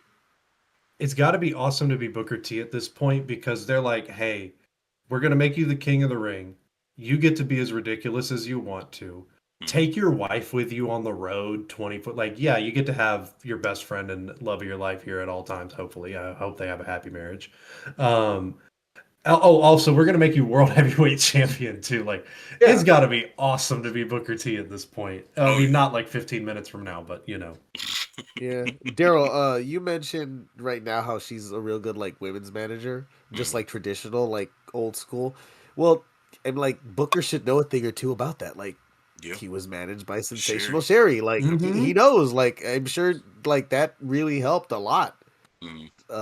It reminds me after we watched a lot of Macho Man and Elizabeth last night, and it is very reminiscent of that kind of a thing. It's just It's simple work, but Sharmel's really, really freaking good at it. Speaking of simple work, Booker cuts off Batista with a thumb to the eye. That's I never remember thumb to the eye. Every time a heel pulls it out, it pops me. I'm like, this little shithead. Look at this. Or sometimes a face like Hulk Hogan might do it. Hogan was telling us the whole time with his moveset. He was raking backs and eyes, brother. I'd seen a promo on Twitter the other day of him. He was cutting a promo on Teddy Atlas during his first run with the E. No. Dog, when I tell you, I saw this with like, Darrell. Oh no. That is the most racist shit I've ever heard that man say. And he was on videotape saying that he didn't want his daughter dating black people. Like, holy shit, it was bad, man. He talked about Oh Yeah, he was talking about Tony yeah. Atlas eating watermelon and all kind of shit. I'm like, all right, brother, okay, let's go ahead and wrap that up. Oh wait, and guess who was holding the mic? Oh, it was Vinnie Mac, man. Come on, Big It's Vinny. just the perfect He was awful probably holding video. the pencil too. Yeah. Oh, Well, for sure. yeah, No, no no, shit. that was all off the He top of wrote the the. whole. No, he Oh, didn't. it was I don't think he Yeah, collaborative. had that down. Oh, it was a probably. collaborative Yeah. effort. It was There you featuring. go. It was like when they got together and locked themselves in a hotel room and threw out the entire script for the No Holds Barred and rewrote it themselves in one night. Speaking of My racism, at one question is, point JBL between says that Vince Teddy Long is and racist because he oh made yeah, the stipulation that yeah, Book couldn't be disqualified, which I thought was hilarious. Um, but yeah, Book kicked Batista to the outside because Batista was hanging on the ropes. At one point, Batista makes a comeback spot. And then Batista does a shoulder block off the top rope, which I've never seen him do before. I've seen I've him do it never a seen couple him of do that. times, but rare move for sure. This Then whole Batista match, hits you skipped over this part where he sloppily falls into a sidewalk slam, then follows that up with a Bro, jackhammer, yeah. Wait and a then minute. follows it up with a oh black hole brother, slam. Yeah, Like this dude yeah, has the best move set of all time.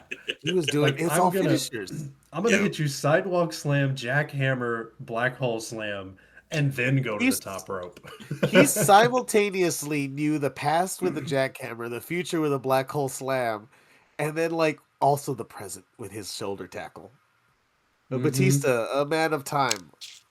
Um. He's so good here, by the way. Like this is like peak Batista stuff, Oh, for where he's sure. just like everybody loves his like it. You can't not root for him. And then he's gonna do what after he has the Taker, or no, before he has the Taker match.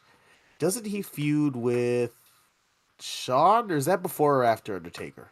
That was after Taker. He had a feud with Shawn in '08 on Raw, I And think. that was after Shawn had retired Flair. Yeah, because Okay, Batista was okay, like, "Why the yeah, fuck did you retire him? You're a piece of shit. Fuck you." And Shawn was like, "Bitch, what you yeah. want me to do? He asked me to fucking retire him. I beat him. Like, why are you mad at me?" And they had a whole thing I do going into like the SummerSlam, I think. yeah.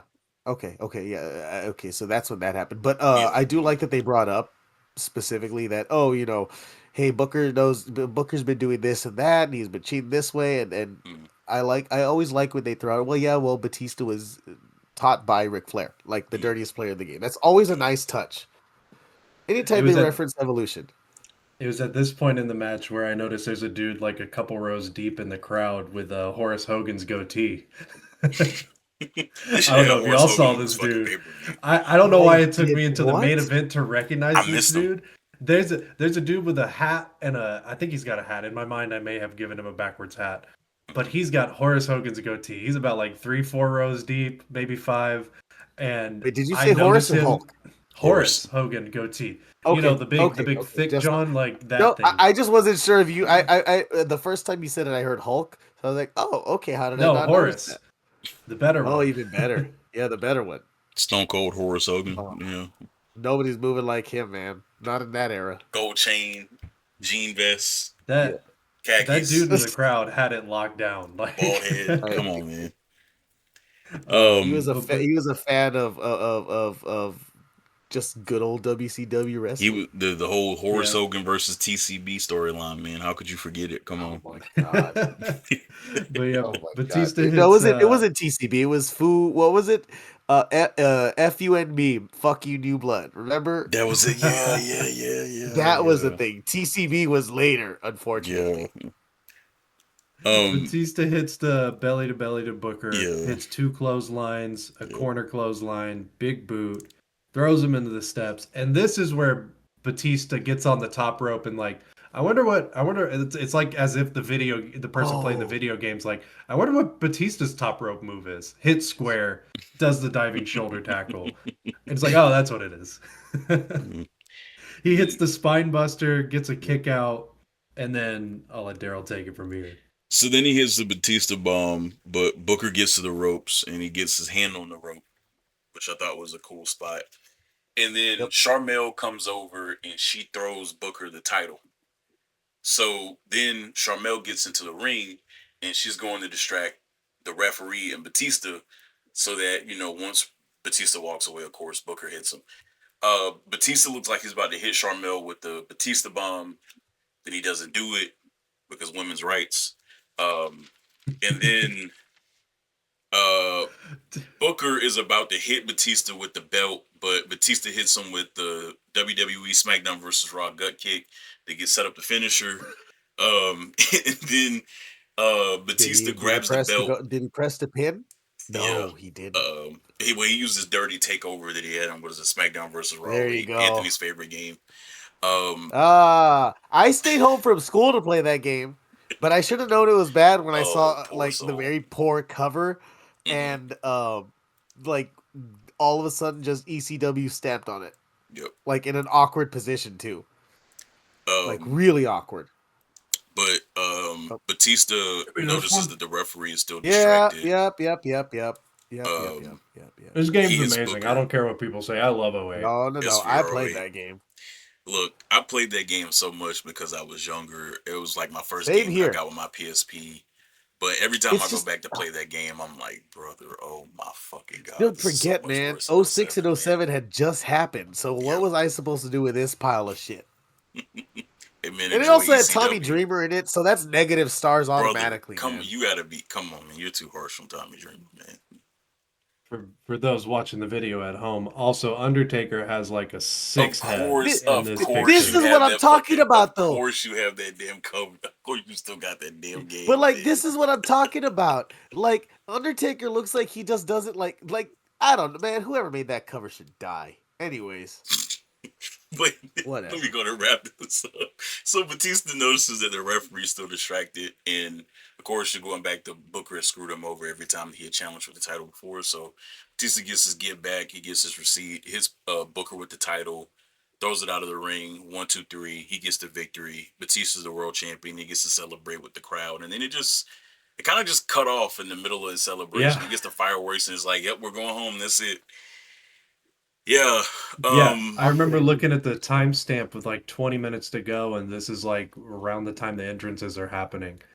And I'm like, oh, okay, they'll give it's like a 15-minute match, maybe 14, and 80 and minutes then we'll have something afterwards. And then that match was 20 minutes on the dot. They didn't let it linger on Batista at all. It was we gotta go. Robin Hood's on next. Vince had somewhere to go, obviously booking this damn pay-per-view because nothing got over like 14 minutes. Kaufman, what you meant to say is coming up, Murder, She Wrote. Silk Stockings on next. Crisley knows best. Crisley knows. I was just about to. But from prison, live from prison. Oh well, he's out now, so him and his wife are out now. Oh yeah, I forgot. Now he's sucking dick in bathrooms instead of prison. Oh, shut up! You cannot look at Crisley and not think. Come on, I'm gonna give this match a 5 out of 10. I'm just gonna ignore Anthony over there. I gave this match a 5 out of 10. I gave this show rating just a blah out of 10. I'm just like, man. Cheese go to hell for making me watch this, and then he, the same Cheese McMichael who didn't watch the fucking show. But anyway, I'm not mad. I'm just saying. He's disappointed. He's just disappointed. That's even worse. Yeah, you know what? No. I'm gonna say why I'm not mad. You got lucky because we got to watch Survivor Series 2005 after by accident, which was way better. I'll tell you why. I'm not mad. We now no longer have to watch Survivor Series. Yeah, nobody can ask for it. We've covered it. It's right here. And it was so bad it killed my camera. I did give the main event 3.5 stars. It was a pretty good match. I mean, especially with what was the shit that was shoveled to us earlier in the card. It was a good SmackDown main event, I should say. Cheese. Yes. What would you rate Batista versus King Booker in 2006 Survivor Series in the Wachovia Center in Philadelphia, PA? I'll give it a C+, but then again, I have no idea what happened. C+. How the fuck did you get a C+ out of that shit? I don't know. I don't know what happened. I just in my mind, it seemed like it would have been a fun match. Just like when he suggests this random ass pay-per-view, when you give Cheese the reins to think about something, he's just gonna come up with something fucking random. So there you go with that. What do you give Survivor Series as a whole, Cheese Man? I give it an A. I bet and if you can see the smile on my face right now. 06, not 05, 06. Yeah, there you go. A++. No. All right. So Christopher, you're the only person in this group who has not picked a pay-per-view yet. What is going to be the next episode of the Drop to Horror podcast? What were you saying, Anthony? McMahon in each corner. McMahon in each corner. McMahon in each corner. I gave the show. I gave the show. Chris Lee's. No, actually, I if I'm being serious, I hated this show. I hated it. It's like the first match happened, and then it just got worse every segment. You're a bastard, Patrick. But oh my god, like it's just this era of WWE is why I have this. This is a note from earlier that I didn't bring up. This is why I stopped watching. I think this is why a lot of people stopped watching. This is I was done. Like I couldn't do it anymore. Like this was just bad. I understand why Kurt left. Well, I don't think it was because of that why he left, but. Well, okay, I know, but I want to not think about him and the drugs and the other things. So Kaufman, you get to pick the next one. I want because we've done a couple in a row that weren't crazy good, in terms of like quality of the show. Like, don't get me wrong, I enjoyed a lot of World War III, not a whole lot of Survivor Series 06. I want to go to the Rumble because we have that one in the pipeline and it is Rumble season in real life. So I want one on the show, and I'm kind of looking through some cards right now to make sure that I don't pick anything terrible. Oh boy. What does let me make sure who wins this one. Let's make sure it's not Chris Benoit.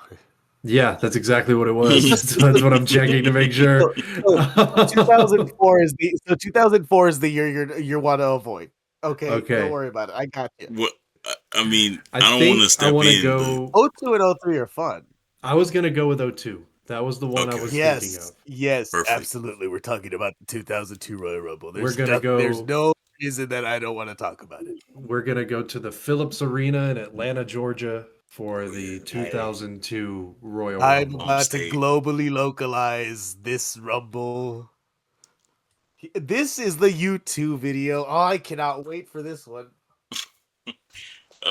Good job. Well, with that, anybody else have any more opinions? Cheese, you want to give any more opinions on the show that you picked that, Please send me the link so I can watch it and actually participate next time, you guys. We forgot because Cheese is the only one without Netflix, so that was our slip up. So a little bit of column A, column B on this one. Yeah. You know what? I think this one might actually be available on YouTube, right? It might be. I don't know. I think the Rumble match might be, but I don't know if the whole pay-per-view is. But... Rumble matches are available on YouTube, but the whole cards themselves. My God, guys, I'm so excited. Maven's on this show. Oh, was this the Maven Taker spot? Yeah, it is. Oh, brother, this is that spot. Yeah. But with that, thanks for Jesus, I can't talk anymore. Thanks everybody for watching. We forgot to say this, and Anthony, you were supposed to cover this at the beginning of the video, but please like and subscribe if you like the podcast. Call to action. Call to action. We have an Instagram coming soon. We'll figure out what social media we actually want to do because that is minefield these days. So definitely not doing Twitter for sure, but no, definitely not. No, we'll get Cheese to run the Twitter account. No, absolutely not. We'll catch y'all in the next one. Royal Rumble 02 next week.